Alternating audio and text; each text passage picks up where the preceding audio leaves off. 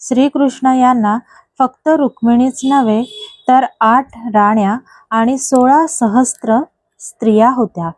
पण त्यामागचं खरं कारण काय होतं तुम्हाला माहीत आहे का?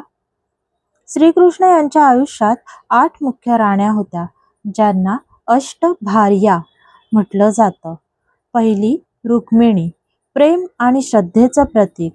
दुसरी सत्यभामा, आत्मविश्वास आणि शौर्य. तिसरी जांबवती, संयम आणि समर्पण.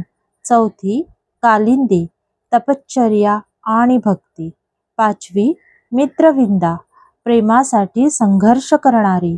सहावी नागनजिती, जिला सत्या असं म्हणतात, पराक्रमाची साक्षीदार. सातवी भद्रा, शांत आणि सुसंस्कृत. आठवी लक्ष्मणा, सौंदर्य आणि निष्ठा. 16 सहस्त्र स्त्रियांची थोडक्यात माहिती. त्या सर्व स्त्रिया नरकासुराने बंदिस्त केल्या होत्या. समाज त्यांना स्वीकारणार नाही म्हणून त्या निराधार होत्या. श्रीकृष्ण यांनी त्यांच्याशी विवाह करून त्यांना सन्मान, ओळख आणि सुरक्षितता दिली होती. तसंच त्यांना द्वारकेमध्ये घेऊन आले होते. हे विवाह कर्तव्य, संरक्षण आणि समाज सुधारणा यांसाठी होते. म्हणूनच श्रीकृष्ण यांचे विवाह हे फक्त प्रेमकथा नव्हत्या, तर मानवतेचा संदेश होता.